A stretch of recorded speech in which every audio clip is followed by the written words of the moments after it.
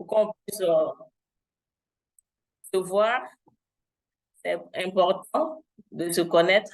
Nous sommes une communauté, un mouvement d'apprentissage où on vient pour apprendre les uns des autres. Je suis docteur Kwasi Emilienne.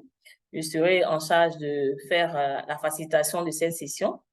En tout cas, soyez les bienvenus à cette troisième session du programme Éco-Covid Long à l'endroit des professionnels de la santé des pays francophones. Donc, c'est un honneur pour nous de vous avoir encore connectés malgré vos différentes charges au niveau des structures sanitaires. Merci. Cela dénote de l'intérêt que vous portez à cette problématique qui est tout nouveau pour tout le secteur de la santé, tout le secteur de la santé. Et donc, il est important que nous puissions échanger. Et ce matin, nous avons l'honneur de recevoir une dame. Aujourd'hui, c'est la journée des dames. Ça fait 2 sessions, nous avons reçu des hommes, mais aujourd'hui, nous avons reçu une dame. Donc, tout à l'heure, nous allons vous la présenter. Et donc, sans plus tarder, puisque les uns et les autres sont là, on va se connaître déjà avec que la majorité puisse nous rejoindre. On espère que la connexion ne va pas nous faire défaut comme la dernière fois et qu'on aura assez de participants pour apprendre des uns des autres. Donc, je vais me tourner vers Monsieur Dr Hervé ou Monsieur Hervé Nende. Je m'excuse si j'ai écorché votre nom. Est-ce que vous pouvez ouvrir votre micro et vous présenter à la communauté? Bonjour, moi c'est Dr Nende Hervé, médecin au programme national de santé scolaire et dans le centre de santé, de soins de santé primaire. Okay. Je suis en charge, membre du commission de santé mentale et prise en charge des pathologies chroniques. D'accord. Merci beaucoup. On voit que vous êtes le porte-parole de la jeunesse. Chez nous, en Côte d'Ivoire, la jeunesse est au cœur, est une priorité pour l'année 2023. Donc, merci d'être présent à cette session. On va passer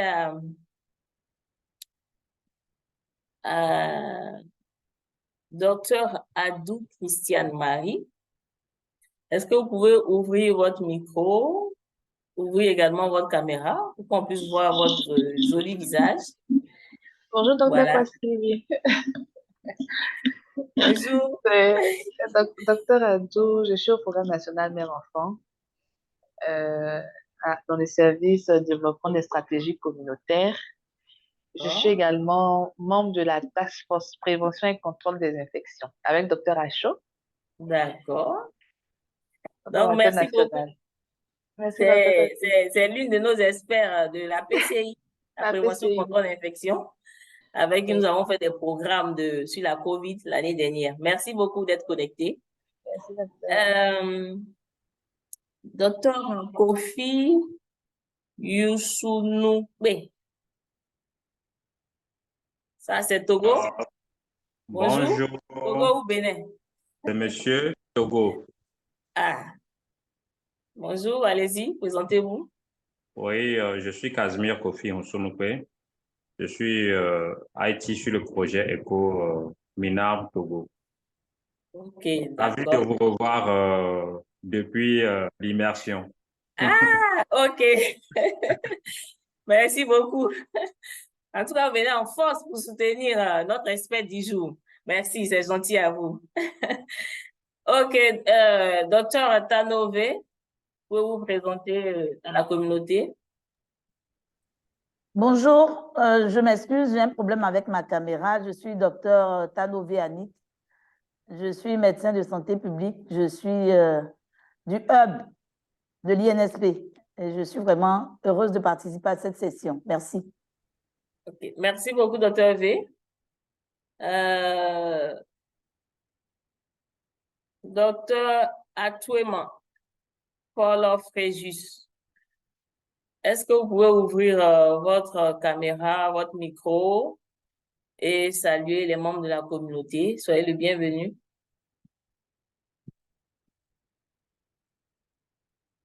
Allô? Votre micro est fermé. OK. Allô, bonjour à tous. Bonjour. Oui, je suis Antoine Paul Fréjus, mais je ne suis pas docteur. Je suis expert en suivi et évaluation. Je suis de la structure high-tech Côte d'Ivoire. D'accord. Merci beaucoup d'être Merci avec bien. nous. Je vois une dame, Colette, tout juste à côté. Colette Capem. Je ne sais pas si vous êtes connecté avec l'audio. Est-ce que vous nous entendez? Madame Kapemba Colette. Je ne pense pas.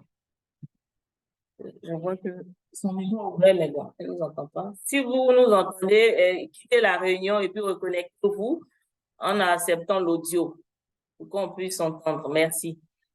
Monsieur Yacouba.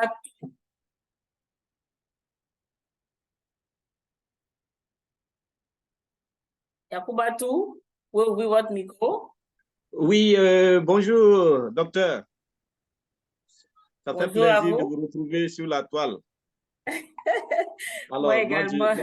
moi, je ne suis pas docteur, comme l'a dit mon prédécesseur. Je suis un expert en suivi et évaluation également. D'accord. Voilà, c'est avec plaisir que je participe à la session. D'accord. Merci beaucoup d'être présent. Donc, cette Merci plateforme, c'est pour tout le monde, tous les professionnels de la santé et également tous les acteurs qui interviennent dans le domaine de la santé. Merci d'être présent. Merci. Yapo Agossi Guillaume.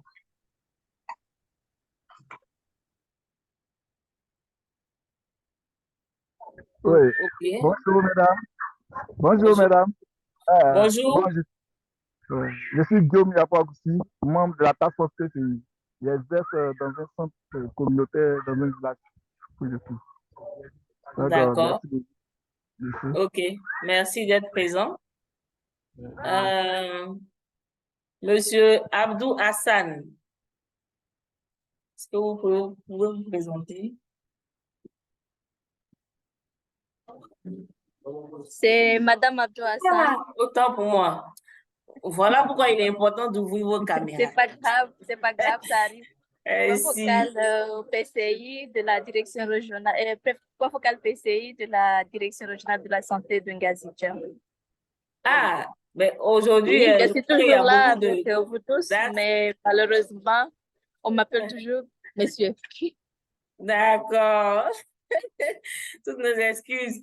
Et je vois que les task force PCI sont fortement représentés aujourd'hui à cette plateforme. Merci pour votre présence. Tout ça, on fait ça pour qu'on puisse avoir beaucoup de participants parce qu'on veut vraiment apprendre des uns des autres. Pour le moment, ils ne sont pas encore nombreux, donc on va passer un peu de temps. Monsieur Blaise Kiebré, est-ce que vous pouvez vous présenter? Ok, merci. Je suis Blaise Negrondé Kiebré. Je suis médecin au Burkina Faso.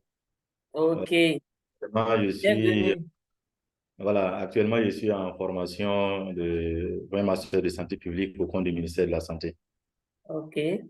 Voilà. Merci beaucoup. Soyez le bienvenu, docteur. Qui ne s'est pas encore présenté? Balthazar. Monsieur ou docteur Balthazar. Vous vous présenter? Bonjour. Monsieur Balthazar Pouba. Oui. Je suis biologiste médical et radiopharmacien. Je travaille chez ICAP RDC. Merci beaucoup. Merci à vous, à la RDC, d'être présente. Merci. Donc, à tout à l'heure. Nous allons commencer tout à l'heure. Juste le temps de permettre aux uns aux autres membres de la communauté de pouvoir nous rejoindre, que nos échanges soient vraiment enrichissants.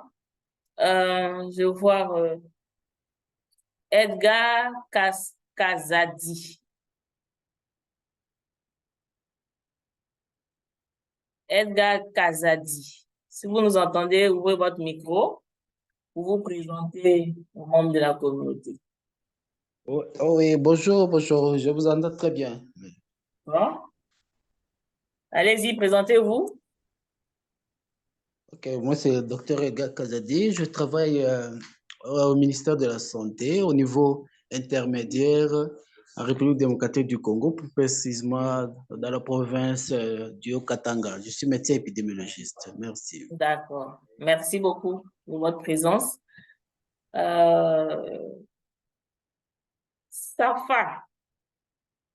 Safa Trabelsi. Bonjour. Ah. Bonjour à tous. Heureusement, hein? J'ai dit, bon, j'espère que ce n'est pas une dame encore ou c'est un homme. Merci beaucoup. Allez-y, présentez-vous. Merci beaucoup. En fait, je suis docteur Safa Trabelsi, je suis de la Tunisie. Bon, je travaille à la Caisse nationale d'assurance maladie et je suis étudiante en master de santé communautaire et épidémiologie. Merci beaucoup pour cette session. Merci beaucoup. Merci beaucoup, docteur, d'être connecté. Merci à la Tunisie. Merci. Bruno Kwame Bojok. Votre micro. Voilà. Oui, bonjour madame, comment vous allez? Moi, je m'appelle Bruno Kwame Bojok. Je suis ingénieur génie sanitaire. Je suis le point focal régional et PCI, prévention, contrôle des infections, dans une région maritime au Togo. Donc, je suis du ministère de la Santé. Merci. Merci beaucoup. Comme je le disais, nous avons beaucoup de points focaux au PCI aujourd'hui. Merci de votre présence. Komi Sobedji. C'est Komi Sobedji. OK. Oui, docteur, bonjour. Bonjour. Merci pour la session. Je suis Alphonse Komi Sobedji, je suis médecin généraliste et je suis au Togo, j'exerce dans le secteur privé. Voilà un peu, merci. J'ai mon cher maître qui est à l'honneur d'être le présentateur du jour. Vous êtes venu en force. Ouais. C'est bien. Pour les soutiens. Merci beaucoup à vous. Merci. D'accord. Donc, je vais présenter rapidement. Nous sommes une vingtaine de personnes. Je vais présenter rapidement l'agenda de ce jour.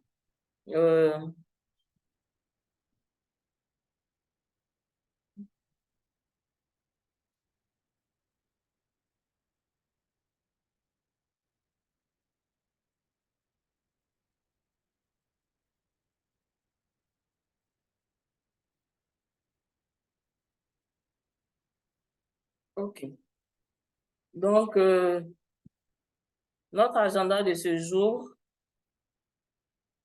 le thème qui sera abordé, nous avons le mois dernier, nous avons abordé, la semaine dernière plutôt, nous avons abordé la COVID longue et les troubles respiratoires, les séquelles respiratoires. Aujourd'hui, nous allons sur un autre organe, notamment la COVID longue et les troubles neurologiques. Et notre session va se dérouler comme suit. Nous sommes, pour le moment, nous sommes à la phase de la présentation des participants et de notre agenda. Ensuite, nous allons avoir 30 minutes de présentation didactique par notre experte du jour qui va nous apprendre beaucoup de choses sur la COVID longue et les troubles neurologiques. Ensuite, après sa présentation didactique, nous allons avoir 30 minutes d'échange. Il faudrait vraiment que vous posiez assez de questions parce qu'elle est là pour vous.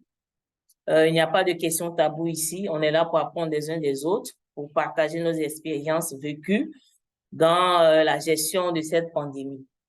Et après ces 30 minutes d'échange, nous allons passer à la clôture de notre session puisque nous avons à passer 1h30 en présence de vous, des membres de la communauté, et donner les prochaines étapes, notamment concernant le feedback qui vous sera envoyé à la fin de cette session, parce que c'est important qu'on puisse recueillir vos feedbacks concernant ce programme.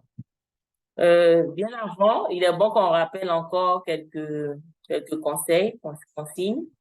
notamment de fermer le micro lorsqu'on n'a pas la parole, d'ouvrir la caméra dans la mesure du possible, puisque il est bon qu'on puisse se voir et échanger, c'est important. Avoir un langage respectueux et approprié, puisqu'on est là pour apprendre. Donc, être courtois dans le langage, ne pas divulguer d'informations sur le patient qui sera présenté. C'est vrai que pour le moment, on n'a pas encore de cas présentés, mais ne pas donner des informations qui puissent nous permettre de retracer le malade. Ensuite, échanger beaucoup dans le chat avec le IT. Si vous avez des problèmes, il faudra écrire dans le chat. Nous sommes là pour répondre à vos préoccupations. Pendant que notre expert sera en train d'exposer, vous pouvez également poser des questions dans le chat. Pour ne pas oublier vos questions. Ensuite, il est bon qu'on puisse savoir d'où vous venez. Donc, donner des informations sur votre identité, votre structure, votre pays. Et juste vous dire que cette session sera enregistrée. Donc, tout à l'heure, lorsqu'on nous avons démarré, vous avez vu un message qui s'est affiché devant votre écran vous demandant que votre accord pour l'enregistrement de cette session. Et également, vous dire que toutes les présentations sont disponibles sur la plateforme AECO. Donc, si vous êtes inscrit à partir du lien AECO, lorsque vous rentrez dans votre compte, vous allez voir, même pour les sessions passées, toutes les présentations sont disponibles, vous pouvez les télécharger. Et c'est vrai, pour le moment, nous n'avons pas encore généré de certificat, mais il y a un certificat, à moins que M. Assouman puisse me dire le contraire. Normalement, il y a un certificat qui est généré à la fin de la séance lorsque vous avez fait l'évaluation. Donc, pour ceux qui font l'évaluation, c'est ceux-là qui auront droit au certificat de participation. Et donc, il est bon pour nous de pouvoir utiliser le chat pour toutes les informations, puisque nous allons collecter tout ce qui se trouve dans le chat. Donc, voici un QR code qui vous permet de pouvoir, pour ceux qui ne sont pas encore dans le groupe WhatsApp, puisque nous avons également notre communauté un groupe WhatsApp, vous pouvez déjà scanner ce QR code pour pouvoir rejoindre automatiquement le groupe WhatsApp à travers lequel nous échangeons même en dehors de nos sessions pour répondre à vos préoccupations. Donc, voici présenté rapidement l'ordre du jour de notre session. Et donc, sans plus tarder, je pense que nous sommes 24, on peut y aller déjà. Nous allons donc introduire notre expert du jour. Comme je le disais, c'est une dame qui est Dr Kodja Abla Vigno Akmedje. Elle nous vient du Togo. Elle est médecin, lieutenant-colonel des forces armées togolaises. Elle est neurologue au centre hospitalier universitaire Campus et au centre hospitalier des armées de Lomé. Elle est le point focal VIH des forces armées togolaises. Elle est le programme manager de ECO Minam. Nous sommes dans un programme ECO, donc c'est la personne la mieux indiquée. Et également, elle est médecin-chef de la gendarmerie nationale togolaise. Est-ce qu'on peut ouvrir nos micros et accueillir notre expert du jour par des applaudissements? Merci beaucoup. Merci. Merci, chers membres de la communauté. Disons vraiment un grand merci à notre expert du jour, donc Dr Kodja. Vous avez toute la place pour nous édifier sur la COVID longue et les troubles neurologiques.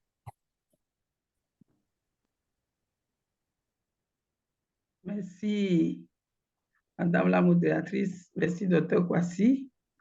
Merci, Monsieur Koulan. Bonjour à tous. Bonjour, chers collègues de la francophonie. Bonjour, la famille ECO. Les femmes sont très représentées à cette session. Coucou à tout le monde. Et là, comme l'avait dit le docteur Kwasi, la semaine passée, nous avons suivi le COVID long et les séquelles respiratoires.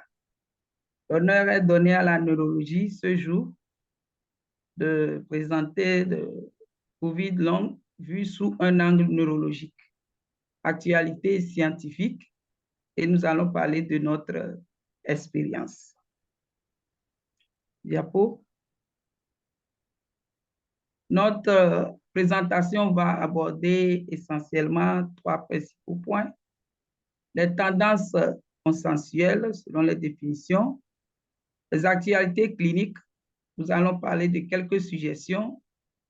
Bien avant ça, nous allons présenter l'introduction et nous terminerons par une conclusion.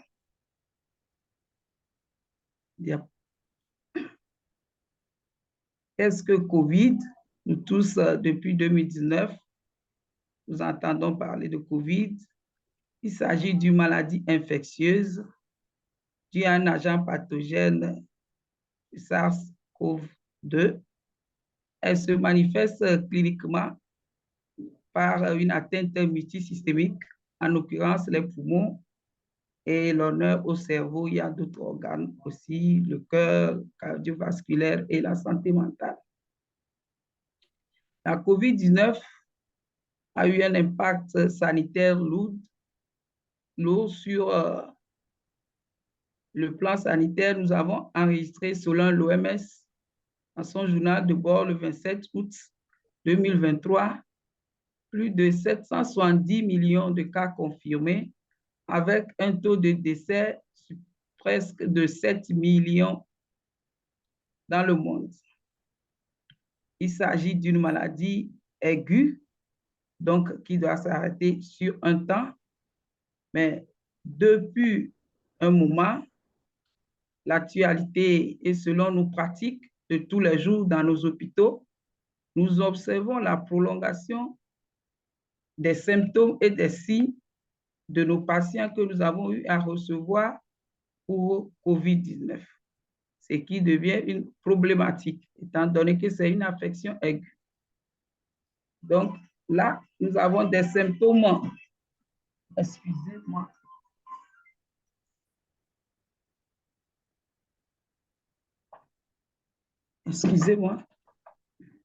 qui demeure vraiment une problématique quand nous nous retrouvons devant des symptômes prolongés de la COVID, devant des formes prolongées de la COVID, des symptômes post-COVID, nous pouvons nous parler des séquelles post-aiguës de COVID ou des symptômes prolongés suite à une COVID.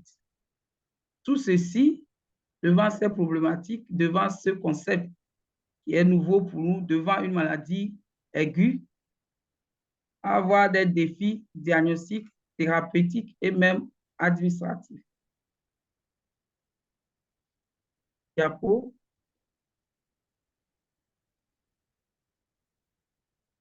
Donc, devant la complexité de ces diagnostics, pouvons-nous parler des symptômes prolongés de la COVID quand nous observons un test PCR négatif associé à des symptômes cliniques ou bien des symptômes post-COVID quand nous voyons qu'un patient qui, déjà après la phase aiguë, présente encore d'autres symptômes, ou bien tout court, c'est dans les cas où nous avons nous parlerons de COVID long, quand le patient a des séquelles post-COVID, après quel délai, ce qui demeure vraiment une problématique. Donc, notre partage d'expérience sera beaucoup plus, puisque nous allons faire une présentation interactive et participative, parce que selon nous, nos expériences, nous voyons que vraiment, c'est un embarras face à un patient que nous avons eu déjà déclaré guéri, qui est soulagé et qui revient maintenant avec d'autres symptômes. En quoi devons-nous penser? Diapo. Diapo. Donc, il y a eu des tendances consensuelles sur la définition de ce concept qui est COVID long. Et selon les guidelines de de National Institute for Health and Care Excellence. Pour eux, on parlera d'un patient qui a COVID long quand nous enregistrons des symptômes persistants après 4 semaines de la phase aiguë ou bien des symptômes post-COVID après une guérison de 12 semaines de la phase aiguë. Mais est-ce qu'un patient qui est déclaré guéri, qui a après des symptômes après 12 semaines, pouvons-nous parler de COVID long ou bien symptômes post-COVID? Tout ceci demeure une problématique. Diapo.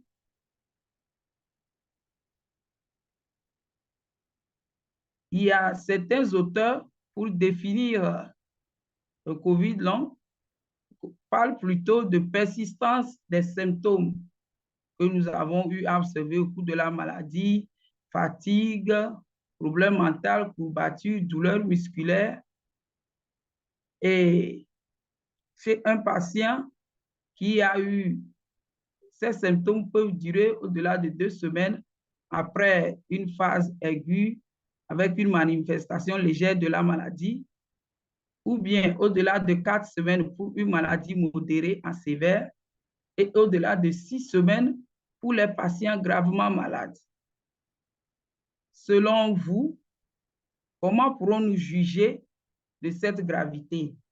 Est-ce un patient qui a une phase aiguë en étant hospitalisé aux soins intensifs ou bien dans une réanimation, ou bien c'est un patient qui est rentré carrément dans la phase aiguë sans passer par la phase, sans passer par d'autres phases ou bien d'autres manifestations cliniques. Là, vous avez la parole chez le participant. Nous pouvons nous affirmer. Allez-y. Quelle définition pourrons-nous retenir qui pourra faire un consensus devant la persistance de ces symptômes chez un patient qui a une maladie légère 2 semaines ou bien qui a été gravement atteint, qui est rentré à la réanimation avec des soins avec une hospitalisation aux urgences. Selon votre expérience, quand est-ce que nous allons parler d'un patient qui a un COVID long?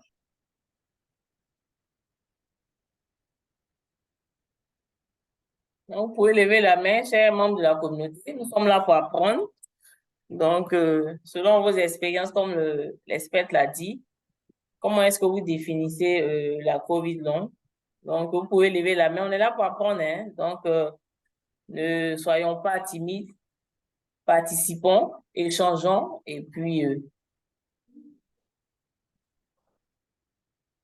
un volontaire. Je vois qu'il y a Dr. Kevin du Togo qui est votre confrère qui est là. Dr. Kevin, bonjour. Je pense que vous avez la réponse. Vous aussi, Dr. Jean-Baptiste Kanda de la RDC. Vous avez quelque chose à dire? Allez-y. Non, c'est juste saluer. D'accord. Dr. Jean-Baptiste de la RDC. Jean-Baptiste Kanda de la RDC. Pouvez-vous nous partager votre expérience? Au vu de ce qui a été dit par notre experte, qu'est-ce qu'on peut retenir comme définition pour la COVID longue? Dr. Jean-Baptiste, vous êtes avec nous? Un autre intervenant? On est là pour apprendre, hein? Donc, participons. Un volontaire? On voit qu'il y a Dr. Zawit. Oui, Dr. Jean-Baptiste, vous êtes là. Non, on vous écoute par rapport à la question qui a été posée par l'experte. Ah, ok, d'accord. Donc, à tout à l'heure, alors. Il n'est pas dans une position de pouvoir répondre. Est-ce qu'il y a une main qui souhaiterait se jeter à l'eau? Il y a quelqu'un qui veut se jeter à l'eau par rapport aux définitions et de ce qu'on a déjà entendu des sessions passées? Qu'est-ce qu'on peut retenir de la COVID longue?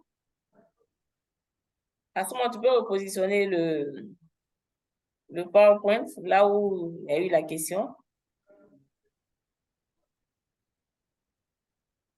D'accord. Donc, avant, voilà. OK. Donc, voici la question, comment juger de la gravité? Docteur Kodia? Oui. Bon. Là, il y a l'Organisation mondiale de la santé, qui est le système de santé mondiale qui nous propose une définition qui est consensuelle, bon, que nous adoptons dans notre service. Et pour l'Organisation mondiale de la santé, nous pourrons parler de COVID longue quand il y a une persistance ou bien une réapparition des symptômes chez un patient dans les 12 semaines après un épisode de COVID et qui a duré en général plus de 2 mois. Mais cette phase aiguë dont nous parlons, le test PCR doit être positif ou bien un patient qui a été vraiment, chez qui on a suspecté un COVID. Ce diagnostic doit être posé à la période, au cours de la période épidémique. Mais nous devons être amenés à éliminer toute autre affection par des examens paracliniques avant de confirmer que ce patient est en phase de COVID long. S'il vous plaît, une question?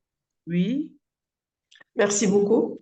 En fait, si pendant la phase épidémique, un patient qui est testé à plusieurs fois, il y a une rémission, mais il fait une COVID une autre fois, voilà, une troisième fois, une deuxième ou une troisième fois.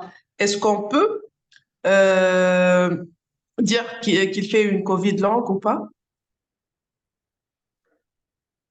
Si on prend... Oui. Il y a eu une rémission ou bien une réapparition des symptômes. Après la phase aiguë, il y a un délai de 12 semaines. D'accord. Oui. Donc, dans les 12 semaines, s'il y a une réapparition de symptômes, donc c'est une COVID longue. Oui, oui. Merci beaucoup. Mais il faut avoir fait la phase aiguë. C'est-à-dire qu'il y a une période où il doit être testé PCR positif ou bien il a eu probablement une COVID.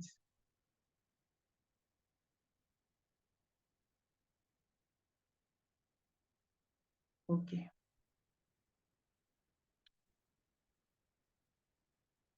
Donc, après la présentation de définitions consensuelles, et nous avons retenu que c'est mieux d'utiliser la définition de l'OMS pour faire nos études. Actuellement, au Togo, nous avons commencé une étude dans nos services au Centre hospitalier des armées de Lomé et au Centre hospitalier universitaire Campus. Et la définition que nous avons adoptée est les critères, nous avons adopté les critères diagnostiques positifs de l'OMS. Donc, au niveau neurologique, selon les symptômes, on peut avoir, puisque c'est une maladie systémique, il peut avoir une atteinte neurologique. Donc, nous avons plusieurs types de signes que nous allons vous présenter. Et l'atteinte est beaucoup plus marquée au niveau mental. Mais il y a plusieurs signes et symptômes qui ne font pas de consensus. Selon les publications de certains auteurs, nous allons vous le présenter. Et puis, au vu de ça, j'ai quelques collègues neurologues aussi qui sont présents. On pourra faire des discussions selon nos partages d'expérience pour arrêter des signes cliniques neurologiques et pouvoir faire des études franches pour faire des publications dans la francophonie. Merci. Diapo. Nous passons maintenant à l'actualité clinique, les signes cliniques. Nous avons sur les patients que nous avons eu à suivre pour des COVID longs dans le monde, il y a l'Office national for statistics au Royaume-Uni qui a fait une publication et selon eux, 25 à 30% des patients symptomatiques à 2 mois de délai ont eu à faire COVID long. Puis, est-ce que Conan, vous pouvez réduire le... Monsieur Conan? Oui, docteur? Oui. Là, les présentateurs cachent ma présentation, je ne sais pas comment. Ah, vous pouvez le saisir et le déplacer. Oui, oui. Non, non, vous pouvez saisir les personnes et déplacer les personnes. OK. Voilà. Donc, la prévalence épidémiologique est de 25 à 30% chez les patients symptomatiques après 2 mois de la phase aiguë, puis de 10 à 15% après 6 à 8 mois de la phase aiguë, selon l'étude menée par l'Office national for statistics au Royaume-Uni. Là, nous allons parler de quelques hypothèses physiopathologiques qui peuvent expliquer pourquoi les patients déclarés guéris ou bien pourquoi il y a persistance des symptômes chez certains patients qui ont eu à faire la phase aiguë. Il y a quelques pistes selon la documentation que nous avons eu à trouver. Des patients qui ont une prédisposition génétique, c'est-à-dire les terrains atopiques, des terrains auto-immunes, peuvent être amenés à développer une COVID long. La réponse surtout inflammatoire, puisque la COVID, ça entraîne une réaction inflammatoire de l'organisme.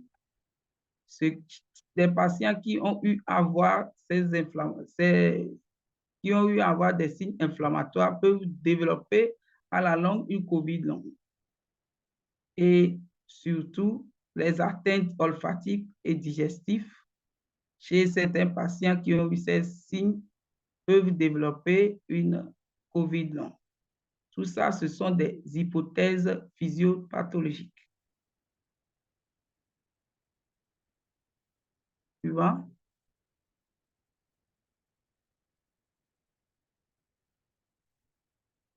Au niveau neurologique, quels sont les signes que nous avons et comment pouvons-nous l'expliquer au niveau physiopathologique? Le principal symptôme que nous avons au niveau neurologique est le brain fog. En français, nous l'appelons brouillard cérébral. Et comment cela peut-il arriver? Il y a eu une étude aux États-Unis intitulée Neurobiology of Long COVID qui a donné des hypothèses diagnostiques suite à cette atteinte neurologique. La réaction inflammatoire qu'entraîne le virus COVID-19 peut développer au niveau cérébral des neuroinflammations entraînant la sécrétion des hormones inflammatoires et une atteinte des cellules immunitaires, ce qui crée carrément une dérégulation neuronale et gliale, entraînant un dysfonctionnement au niveau du cerveau, plus principalement au niveau de l'hippocampe, qui est l'organe qui gère notre mémoire. Donc, ce qui entraîne chez nos patients un brouillard cérébral. Il y a plusieurs d'autres hypothèses, les réactions auto-immunes telles que nous l'avons présentées précédemment, ou bien karma et désordres liés à une atteinte du cerveau par le virus SARS-CoV-2.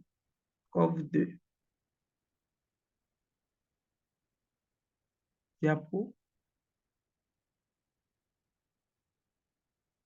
Donc là, tout ceci, après avoir défini les hypothèses diagnostiques, nous amène à voir quels sont les signes neurologiques que cette atteinte cérébrale peuvent donner chez ces patients atteints de COVID long. Au niveau neurologique, on peut avoir des désordres neuronaux, le brain fog dont nous avons parlé, une fatigue, des céphalées, des troubles de mémoire, des mouvements anormaux, des douleurs musculaires, et comme signe neuropsychiatrique, une anxiété et des dépressions. Mais il y a une comorbidité chez certains patients qui peuvent faire que les patients ayant l'hypertension artérielle, qui sont diabétiques ou bien qui ont une insuffisance rénale, peuvent développer des signes neurologiques de COVID long. Notre principal signe, qui est le brouillard cérébral chez ces patients, une étude faite par Assadi Poya en Iran, chez 194 patients hospitalisés pour COVID en ambulatoire ou à l'hôpital, sont beaucoup plus, il y a une prédominance féminine et l'âge moyen de ces patients est de 42, plus ou moins 8 ans, et des patients qui ont une durée d'hospitalisation de 6 à 9 jours, et chez des patients qui ont eu à la phase aiguë des problèmes neurologiques. Donc, nos patients qui ont manifesté un brouillard cérébral ont eu ces facteurs associés selon leur étude.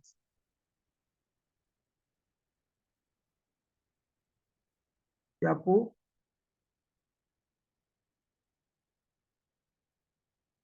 Il y a eu d'autres études qui ont été réalisées aux États-Unis qui ont retrouvé comme signe neurologique des patients hospitalisés ou en ambulatoire ou des patients hospitalisés aux urgences à la phase aiguë, des troubles de concentration de la mémoire, une anoxie, une dysgeusie et des céphalées. Mais nous avons des manifestations psychiatriques, comme l'avait dit tantôt, où on retrouve beaucoup plus de dépression chez nos patients qui ont eu à être hospitalisés pour COVID-19.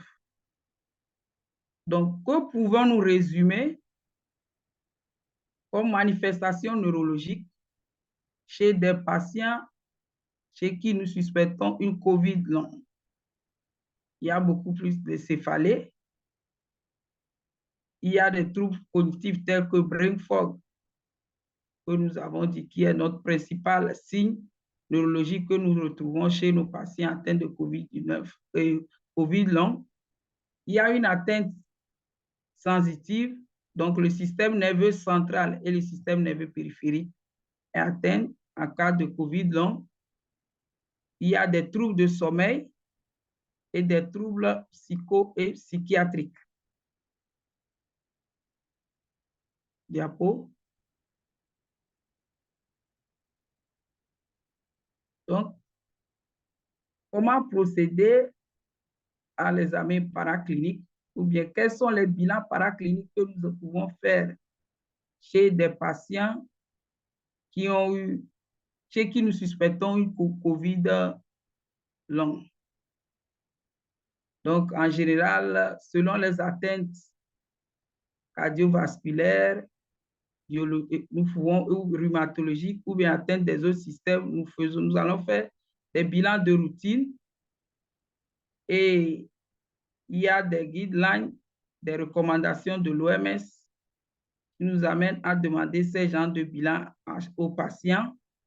Et là, nous avons pris la recommandation de CDC, aux USA, qui nous demande d'effectuer chez tout patient, par exemple, qui ont des atteintes rhumatologiques ou bien des autres systèmes, pour faire un bilan, un CRP, test hépatique, des bilans de la thyroïde, la numération formule sanguine et autres.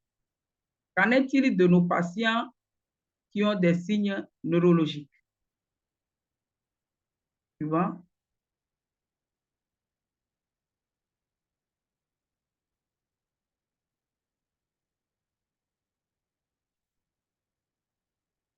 Donc là, nous venons de, je pense que vous avez déplacé la diapo. Nous venons de citer, oui, c'est ça. Pour faire une évaluation systématique de nos patients que nous recevons, ou bien chez qui nous suspectons une COVID-19 et une COVID longue, j'avais eu à le dire que les signes sont principalement une atteinte qui crée un brouillard cérébral avec des troubles de mémoire. Donc, nous allons faire une évaluation neuropsychologique. Nous, dans notre service, nous utilisons souvent l'échelle de MOCA, qui est, MOCA, c'est l'échelle, c'est un test de Montreal Cognitive Assessment qui permet d'évaluer la fonction cognitive, la mémoire et l'attention chez nos patients. Il y a d'autres qui peuvent utiliser le mini-mental test pour évaluer les troubles cognitifs chez ces patients. Donc, nous allons faire une IRM cérébrale, électroencéphalogramme chez ces patients, étant donné que nous avons aussi une atteinte du système nerveux périphérique par des paresthésies, les atteintes sensitives, nous allons faire une électromyogramme. Donc, comme vous voyez, il y a le cerveau, le système nerveux périphérique. Donc, en cas de manifestation de COVID longue, tous ces organes peuvent être atteints. Et en neurologie, nos examens sont beaucoup plus marqués sur la neuropsychologie, l'IRM cérébral, l'électroencéphalogramme et l'électromyogramme. Selon vos pratiques, nous avons eu à énumérer les signes courants que nous voyons et que actuellement, avec l'étude que nous sommes en train de faire un suivi de nos patients post-COVID, là, ce sont les signes que nous avons retenus qui sont proches du revue de la littérature que nous avons eu à faire. Maintenant, je ne sais pas dans vos pratiques, est-ce que vous avez eu à avoir d'autres signes, hormis les signes que j'ai eu à présenter? Et vous avez la parole. C'est membre de la communauté. Membre de la communauté, est-ce qu'au cours de vos pratiques, vous avez eu d'autres signes neurologiques? Les atteintes cognitives, les troubles de l'attention, beaucoup plus les céphalées, surtout la fatigue, atteinte du système sensitif par des paresthésies, des signes psychiatriques comme la dépression, l'anxiété. Mais est-ce que vous avez eu d'autres signes? Effectivement, il y a l'atteinte du système nerveux végétatif ou qui rentre beaucoup plus classé dans les signes cardiologiques, les tachycardies et autres. Je ne sais pas, est-ce que vous avez eu d'autres signes? Chers membres, est-ce que vous avez d'autres signes que vous avez rencontrés dans l'exercice, dans la gestion de vos patients de cette pandémie? Est-ce qu'il y a eu d'autres signes? Je vois docteur Madjara, vous qui avez eu beaucoup à gérer les patients. Est-ce qu'en dehors des signes qui ont été présentés par notre expert du jour, est-ce que vous pouvez nous partager d'autres signes éventuellement? Les signes neurologiques.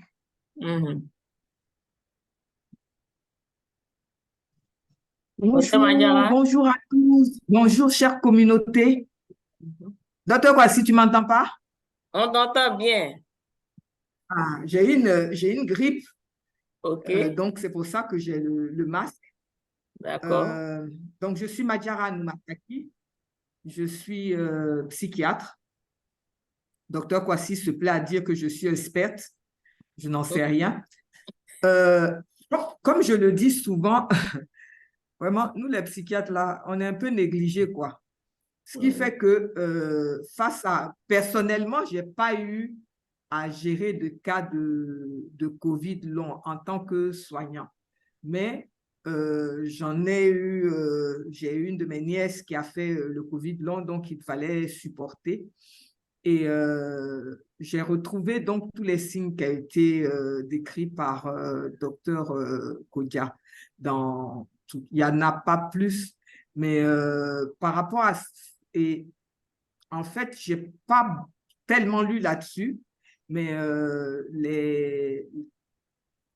l'explication neurophysiologique que le docteur vient de donner de cette étude qui a été faite donc, aux États-Unis me permet de mieux comprendre ce qui se passe et pourquoi il y a autant de signes. J'y reviendrai peut-être lorsque elle aura fini. D'accord. Voilà. Merci beaucoup. OK. Merci beaucoup. Docteur Kodia, vous pouvez continuer. OK, il y a une main. Il y a une main. Docteur Alphonse Komi. Dans le chat, oui, il y a une dans main. le chat, j'ai vu un patient qui a parlé de AVC ischémique, accident vasculaire cérébral ischémique.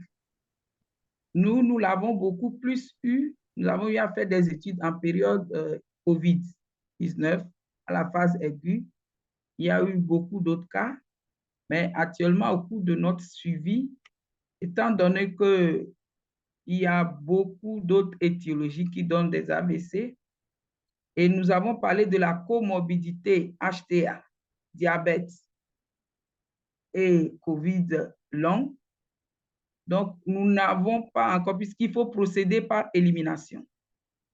Donc, nous n'avons pas encore reçu de patients chez qui nous avons eu à éliminer, qui est resté juste suspect COVID-19.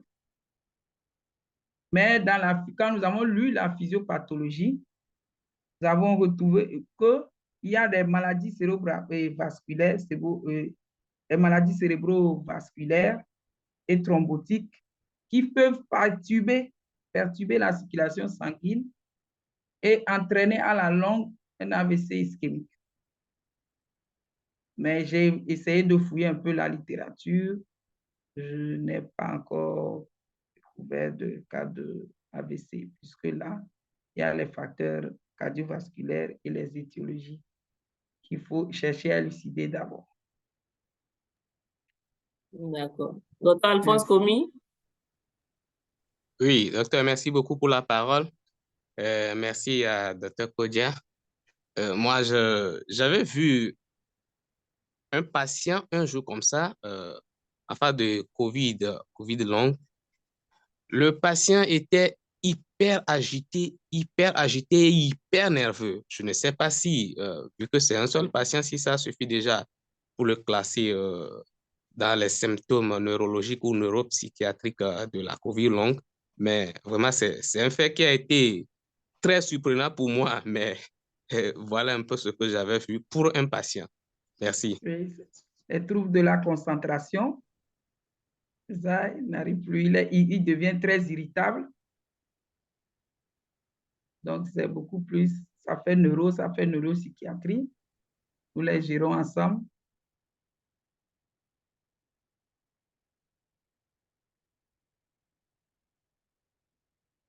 Docteur Kevin a levé la main. Oui, mon collègue docteur Kevin. Un apport. Oui, un apport. Oh, oui. D'accord. Donc, merci beaucoup, docteur Koudia, pour cet aspect des complications de COVID-19. C'est vrai que moi aussi, lors de mes consultations, je suis les patients sur deux pôles, sur les aspects neurologiques et parfois sur les impacts que ça peut avoir sur des aspects médico-légaux au niveau de la médecine du travail aussi. Donc, j'ai eu quand même l'occasion à suivre 2 ou 3 patients qui véritablement avaient des troubles, surtout au niveau de la mémoire. Donc, qui perturbaient un peu l'activité professionnelle. Donc, on a eu aussi à travailler avec nos collègues, les autres nous aider aussi à faire des travail de manière à ce que les perturbations qui sont liées à la COVID ne puissent pas trop perturber leur activité professionnelle. Donc voilà un peu quelques éléments que j'aimerais ajouter, que ces complications peuvent, au-delà de l'affect que ça peut avoir sur la personne lui-même en tant que maladie, peuvent perturber ses activités professionnelles. Et donc, toute la communauté, dès que vous avez une personne qui a fait une COVID-19 une fois et qui commence à développer ce genre de signes, n'hésitez pas à pouvoir les envoyer vers les spécialistes pour des études ou soit des explorations beaucoup plus approfondies. Et s'ils ont des perturbations qui peuvent avoir des influences d'être au niveau médico-légal par rapport à leur profession et autres, n'hésitez pas aussi à faire appel aux autres services de manière à ce qu'on puisse faire un bon suivi beaucoup plus, disons, soutenu et qu'on ait des dispositifs beaucoup plus globaux de prise en charge et d'accompagnement des patients de manière beaucoup plus globale. Voilà ce que je voulais dire. Et je suis en soutenance avec les étudiants, c'est pour ça que je vais vous dire un petit temps pour pouvoir intervenir et encourager aussi ma collègue Dr Kodia et la féliciter pour le travail qui est en train d'être fait et féliciter toute la communauté. Merci, docteur Kevin. Merci, cher maître. Tout le monde.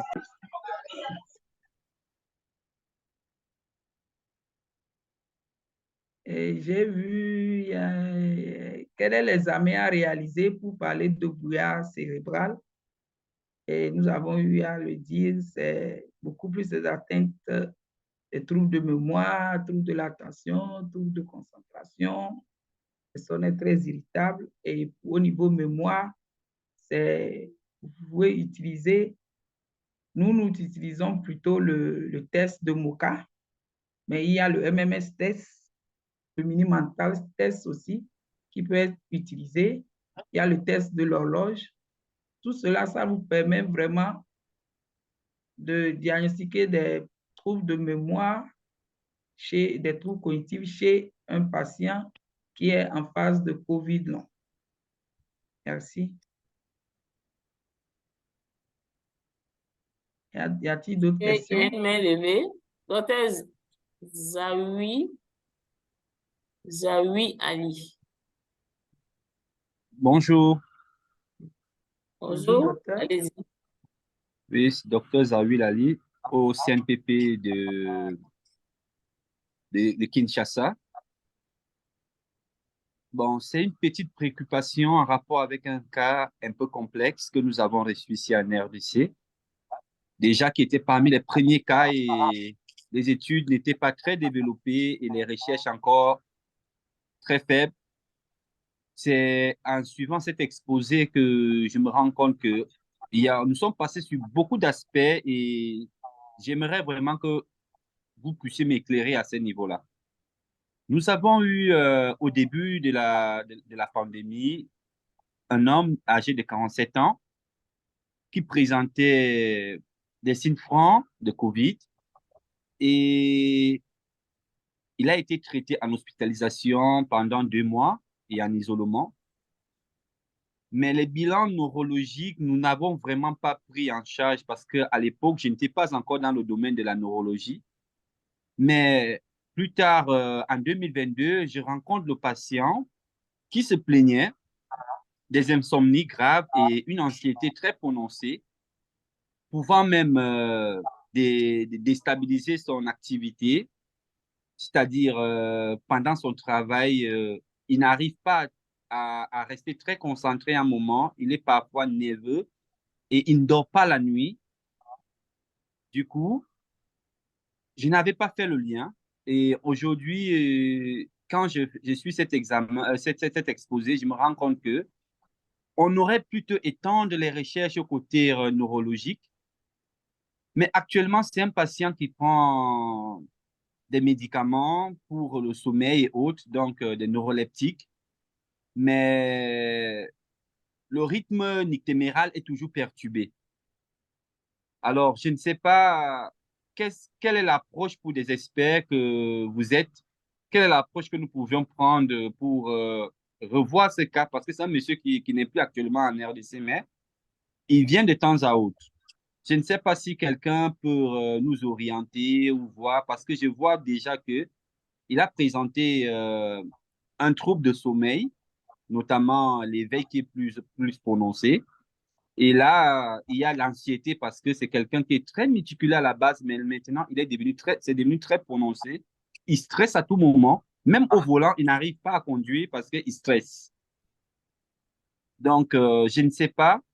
Est-ce qu'on peut orienter cela dans les troubles neurologiques ou on doit revenir dans sa vie antérieure et évaluer un peu si c'est après Covid que nous avons eu cela ou c'est avant Covid. Je suis un peu perplexe à ce niveau-là. Merci. Okay. Docteur Kwasi, je peux répondre? Oui, allez-y, docteur. Donc là, vous venez de décrire vraiment le brouillard cérébral dont nous parlons. C'est vrai qu'il faut connaître le patient avant pour voir quelle était sa personnalité et autres. Et mais là, tout ce que vous décrivez, c'est ça qui fait que nous disons que ça doit être une prise en charge pluridisciplinaire.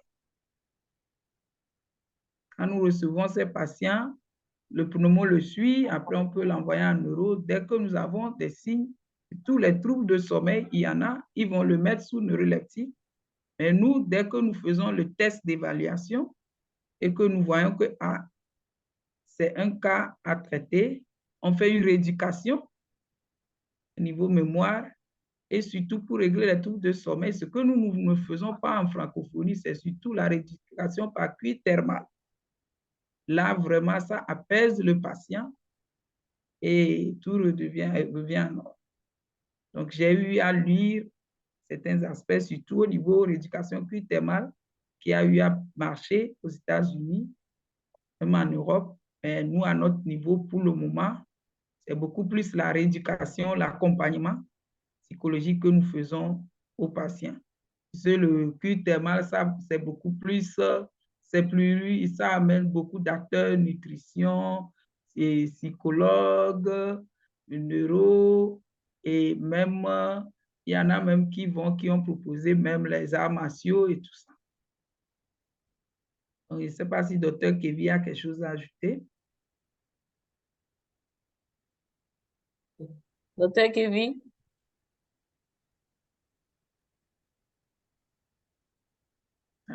D'accord. Là, il est parti, oui. Et OK. Donc, docteur, c'est ce que nous pouvons je peux vous proposer. Donc, il faut que ça soit une prise en charge pluridisciplinaire.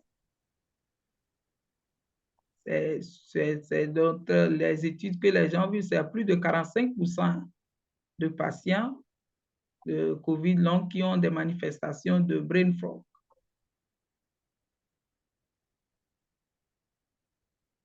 Okay. Y a-t-il de... Je crois qu'il y avait une question dans le chat. Le trouble de langage a été observé chez un patient qui dure jusqu'à présent. Oui, là aussi, c'est la rééducation, c'est l'orthophonie.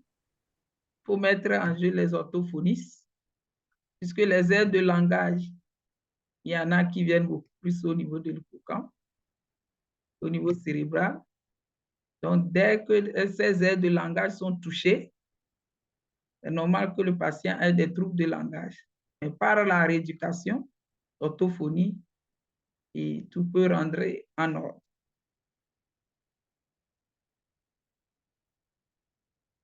Donc, je pense qu'on peut évoluer. Oui, oui, docteur. Monsieur Assouma, repositionnez la présentation.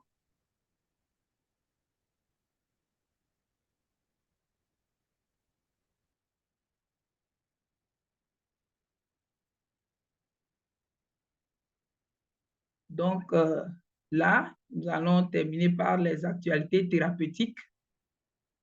Et en répondant aux questions, on était rentré un peu plus dedans déjà. Et les actualités thérapeutiques reposent beaucoup plus sur 4 voire 5 axes. Il faut d'abord éduquer nos patients pour une autogestion, parce qu'il faut les informer de leur maladie, surtout ceux qui ont des séquelles post-Covid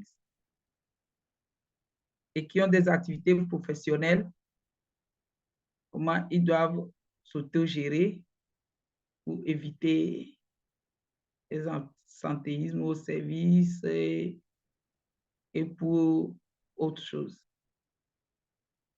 Au moyen médicamenteux, bon, c'est beaucoup plus un traitement symptomatique et syndromique, tel que nous avons présenté des hypothèses physiopathologiques. Il n'y a pas de traitement étiologique à vous proposer aujourd'hui. C'est beaucoup plus la rééducation fonctionnelle par la neuropsychologie, et beaucoup d'auteurs privilégient la rééducation thermale.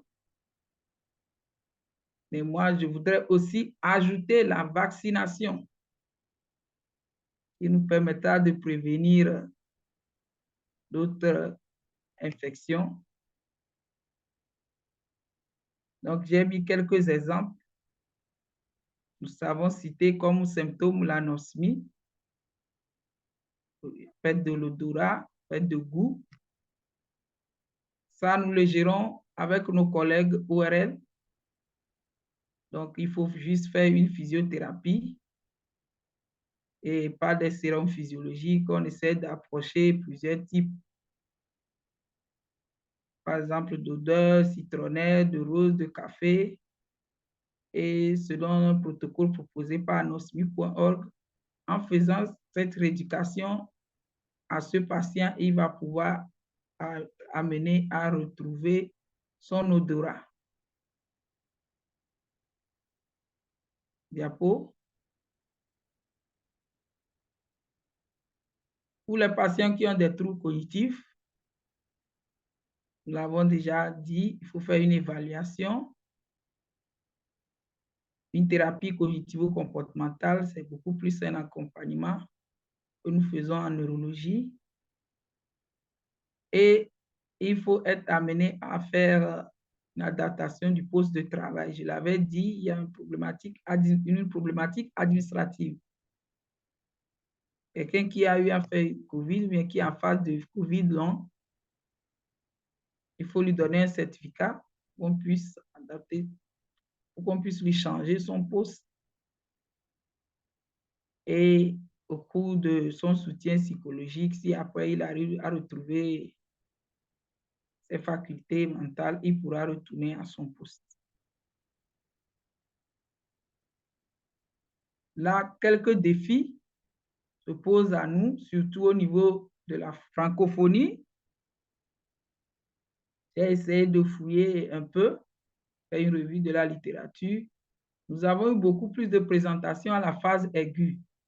Mais là, à la phase post-Covid, les cas de Covid long que nous avons eu à retrouver dans nos services, il n'y a pas encore, oui, c'est des rapports, ça et là, mais pas de publication, franchement, je n'ai pas trouvé, je ne sais pas s'il y a d'autres qui ont pu retrouver ces genres de quelques articles partagés avec nous. Nous n'avons pas une prise en charge codifiée. Donc, comme l'a dit mon collègue de RDC, par exemple, ils ont reçu le patient, ils ont géré au niveau de leur spécialité et au niveau neuro, le patient n'a pas été pris en charge ou bien il a été orienté vers d'autres services, ça nous ne le savons pas. Mais tout ça là nous amène à une problématique de financement de prise en charge, puisque dans tous nos pays, à la phase aiguë, nos patients ont eu à bénéficier vraiment gratuitement de la prise en charge. Mais là, maintenant, qu'ils sont déclarés guéris et ils sont sortis des hôpitaux, pour pouvoir poser nos diagnostics de COVID long, il faut faire des examens paracliniques d'élimination. Qui va prendre en charge ces examens? C'est là où nous nous tournons vers nos bailleurs pour que nous puissions vraiment avoir des données actualisées au niveau de la francophonie. Il nous faut des financements, surtout que ces patients, dès qu'ils sont déclarés guéris et qu'ils quittent l'hôpital, il y a un traumatisme psychologique, il y avait cette hantise derrière cette maladie qui fait qu'ils ne veulent même plus revenir. Et le problème administratif qu'il faut gérer, comment gérer, à qui il faut donner un certificat de COVID long, sur quelle preuve. Tout ceci sont des défis à nous, collègues de la francophonie, de par le monde, pour pouvoir documenter ce concept, ou bien cette problématique de COVID long qui est d'actualité. Diapo. Donc là, nous avons quelques suggestions. Donc, il faut financer et suivre une étude de cohorte multicentrique et pluridisciplinaire où il y aura plusieurs acteurs. Il faut avoir une plateforme scientifique. Là, déjà, ECHO, nous remercions ECHO, qui constitue une plateforme scientifique pour nous apprenants dans la prise en charge de nos patients, qui va nous permettre d'avoir des données actualisées pour le suivi des patients. Soit avoir un outil électronique d'évaluation des patients symptomatiques diagnostiqués COVID long. C'est juste quelques suggestions que j'ai à partager avec vous. Diapo. Bon, en conclusion, que pouvons-nous retenir? Moi, je dirais que COVID long demeure une question de temps. Il risque vraiment d'être long. Parce que là, nous sommes à la phase expérimentale et il faut que nous arrivons à suivre, à faire un bon suivi de nos patients pour poser des diagnostics et surtout avoir une définition consensuelle et une prise en charge codifiée. Je vous remercie pour l'invitation. Et quelques références. Il y a beaucoup plus de références aussi dans la présentation que vous pouvez lire. Et comme nous avons notre groupe WhatsApp, s'il y a d'autres questions, vous serez les bienvenus. Nous tous, nous sommes en train d'apprendre pour pouvoir mieux prendre en charge nos patients et améliorer la qualité de vie de nos patients qui ont eu à souffrir de COVID-19. Merci, Dr. Kwasi. Merci beaucoup, Dr. Koudia. Est-ce que vous pouvez envoyer des signaux de remerciement à notre expert du jour? Merci beaucoup pour cette belle présentation. Merci, merci, merci, chers membres de la communauté. Merci de remercier notre expert du jour qui nous a vraiment enrichi avec cette belle conclusion. COVID long qui risque d'être long, effectivement, qui risque d'être long avec tous ces séquelles que nous voyons à chaque séance de notre programme. Donc, chers membres de la communauté, c'est vrai, nous tirons vers la fin. Est-ce que vous avez encore des questions à poser à notre expert après tout ce que vous avez entendu? La semaine dernière, nous avons vu l'aspect respiratoire avec le signe caractéristique interstitiel, les troubles interstitiels, les séquelles interstitielles au niveau radiologique. Aujourd'hui, on voit un nouveau signe caractéristique, le Brim fault. Donc, nous allons apprendre comme ça au cours de nos sessions et afin d'améliorer nos pratiques. Donc, vous avez la question, vous avez la place maintenant pour poser vos questions à notre experte du jour. Je vais regarder dans le chat s'il y a des questions, puisque nous tirons vers la fin de notre présentation. Docteur Anmantaki, vous aviez dit que vous aviez peut-être des questions à poser, peut-être c'est l'occasion. Est-ce que vous avez des questions, chers participants, d'autres questions? C'est vrai, la présentation était interactive. OK. Donc, il y a une question. Il y a un participant qui aimerait savoir si les troubles neurologiques sont liés au virus ou le stress post-COVID-19. Bon, ça dépend des signes. Ça dépend des signes. Le virus, tel que nous l'avons dit, il y a des hypothèses physiopathologiques de par l'expérience des auteurs, de certains auteurs, la neuroinflammation qui entraîne une atteinte du cerveau au niveau système nerveux central et système périphérique. Bon, maintenant, quelqu'un qui est anxieux, par exemple les signes neuropsychiatriques, anxiété, je l'avais dit tantôt, presque tous les patients avaient des troubles psychologiques. Hein. Une fois qu'ils sont déclarés guéris, mais est-ce que c'est ça qui continue ou bien c'est la maladie qui a entraîné ces troubles psychiatriques? Je pense qu'il y a un psychiatre là qui pourra nous aider. Mais pour nous, je pense plus à une atteinte, les signes neurologiques purs, c'est dû à l'atteinte du virus qui a créé des désordres au niveau surtout de l'hippocampe, qui est l'organe noble qui gère mémoire, attention, intelligence. OK, merci. Je crois qu'il y a une recommandation dans le chat. Tout ça, nous allons prendre en compte à l'effet de pouvoir faire des plaidoyers auprès de nos partenaires, parce que c'est ça aussi l'importance de pouvoir faire ces sessions. Et vous avez vu que toutes les études ont été citées en référence, ce ne sont pas des études au niveau des pays africains. Donc, nous allons donc faire vraiment ce plaidoyer-là pour qu'on puisse accompagner les pays africains à faire beaucoup d'études, puisque nous avons reçu des patients aussi dans la gestion de cette pandémie-là. Oui, est-ce que vous pouvez envoyer le lien pour l'évaluation? D'accord. Il y a quelqu'un qui a posé une question, c'est bon? Donc, Anmantaki, tu n'as pas de questions?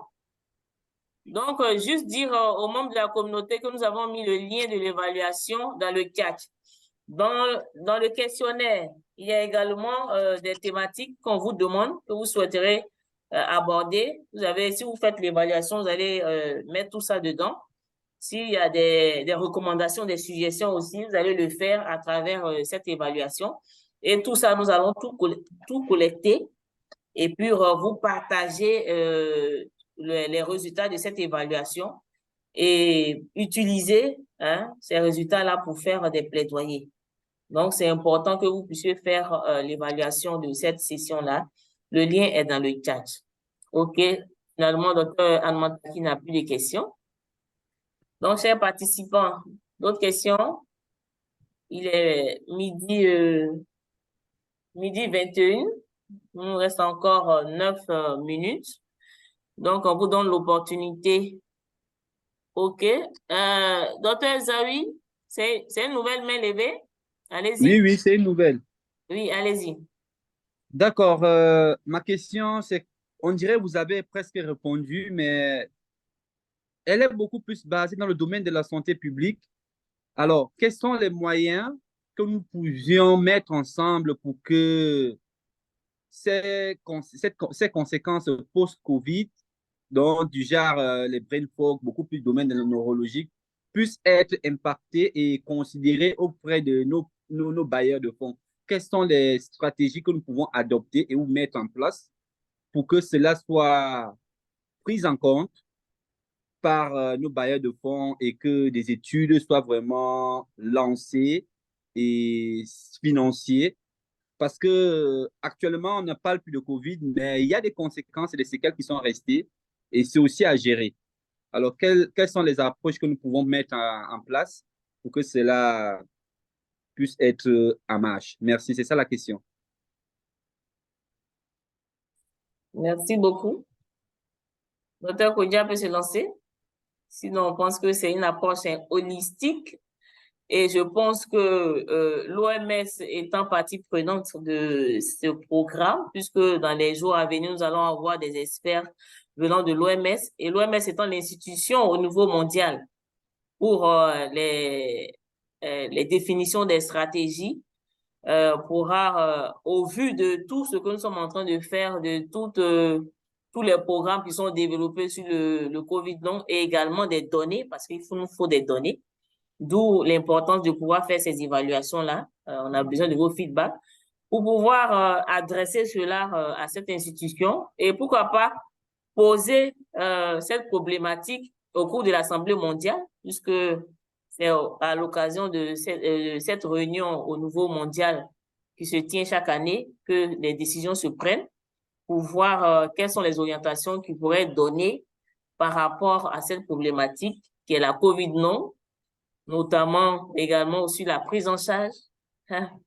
Cette histoire, prise en charge, qui va prendre en charge, comment est-ce que nos partenaires vont nous aider? Vraiment, toutes ces questions dont a posé le docteur Kodia à la fin de sa présentation en termes de défis, je pense que cela se présente à nous tous. Et donc, nous tous, nous devons prendre nos bâtons de pèlerin et y contribuer. Docteur Kodia, vous avez quelque chose à ajouter? Non, ça va. Merci beaucoup. Merci pour l'invitation. Merci vraiment pour cette plateforme de la francophonie qui nous aide vraiment dans le cadre de partage d'expériences de la recherche scientifique. Merci. Chers membres de la communauté, nous vous encourageons, répondez aux questions. Le lien est dans le chat, l'évaluation, il est dans le chat. Donc, c'est le moment de répondre. Jusqu'à présent, nous n'avons pas eu assez de retours de votre part. Pour les sessions passées, nous avons eu en moyenne peut-être une dizaine de personnes qui ont fait l'évaluation. Or, comme on le dit, il nous faut des données pour pouvoir faire des plaidoyers. Donc, aujourd'hui, nous sommes plus d'une trentaine de participants. Nous vous encourageons à faire l'évaluation. Pour les quelques minutes qui restent, si vous n'avez pas de questions à poser à notre experte, pendant que nous allons lui dire merci. Et donc, faites l'évaluation pour qu'on puisse avoir des données. Déjà, nous avons plus d'une vingtaine de participants venant de pays francophones qui prennent part à ces sessions. Donc, cela va montrer vraiment l'engouement qu'il y a, la nécessité de pouvoir vraiment échanger sur cette problématique. Donc, nous vous encourageons à vraiment faire l'évaluation. Et donc, vraiment en disant merci à notre expert du jour. Nous allons l'applaudir encore pour ces échanges qui ont été très enrichissants, qui nous ont permis d'apprendre les signes neurologiques au niveau de nos patients post-Covid ou Covid long. Et donc, notre prochaine session sera programmée le 14 septembre à 11 h. Et nous allons encore aborder un autre thème, pas des moindres, qui sera aussi, je pense que nous allons avoir la confirmation. Nous allons donner le thème dans le groupe WhatsApp. Nous attendons le retour de l'expert qui a été choisi, qui vient de la Côte d'Ivoire. Donc, chers participants, chers membres de la communauté, nous avons besoin de cas. Docteur Zawil, vous avez présenté un cas tout à l'heure. Merci pour ce partage d'expérience. Est-ce que vous pouvez nous envoyer des cas pour qu'on puisse débattre, échanger, partager nos expériences? Donc, autour d'un cas, comme vous l'avez fait tout à l'heure. Donc, vraiment, on vous encourage. Le formulaire de présentation de cas sera encore remis dans le groupe WhatsApp. Donc, vous pourrez utiliser ce formulaire-là pour nous présenter des cas, même si c'est des cas passés, mais c'est des cas réels. Donc, vraiment, on vous encourage à nous présenter des cas pour les prochaines sessions. Voilà. Donc, sur ce, M. Assouman. Docteur Kwasi. Oui. Un dernier mot, on tire vers la fin. Donc, je pense que vous avez tout dit. Merci à Dr. Kodja. Merci parce que nous savons que c'est un sujet nouveau et qu'il fallait une personne pour se lancer. Et comme on le dit, voilà, il y a 100% de dames là. Il y a Dr. Emilienne, Dr. Kodja. Les gens sont vraiment respectés. Et nous avons vu votre efficacité dans la gestion de cette session. Et bravo, bravo. J'espère qu'on va vous revoir très, très, très, très bientôt. Merci beaucoup. Merci. Merci à tous. Et on se donne rendez-vous pour le 14 septembre, jeudi prochain, à 11 h, Côte d'Ivoire. Et puis, vous ajoutez +1, +1, +1, ainsi de suite pour les autres pays francophones. Merci beaucoup. On attend vraiment un retour de vous, chers membres de la communauté. Présentez-nous des cas pour qu'on puisse échanger, partager nos expériences. Je pense qu'avec Dr. Anne Mataki, qui est l'une de nos expertes, nous allons avoir un cas à présenter. Donc, on invite vraiment les autres pays. Le Burkina est connecté, le Togo, la RDC. Vraiment, on vous encourage. Puisque vous êtes dans des structures sanitaires, vous gérez des patients, c'est le lieu de venir partager cette expérience sur cette plateforme francophone. En tout cas, merci. Sur ce, merci à tous nos participants, à tous nos membres de la communauté qui nous ont fait l'insigne honneur de rester avec nous pendant ces 1 h 30. Merci à notre expert du jour et puis le rendez-vous est pris pour le jeudi prochain à 11 h. Bye bye. Au revoir. Ouvrez vos caméras pour qu'on puisse vous voir maintenant. Merci beaucoup à nos amis de la Task Force PCI des différents pays qui étaient vraiment connectés. Merci à la Tunisie qui était aussi fortement représentée, au Burkina, à la RDC, au Togo. Merci à nos collègues du Togo d'avoir soutenu notre expert du jour. Merci à vous. Et puis bon, on se dit au revoir. Au revoir. Bye. Bye.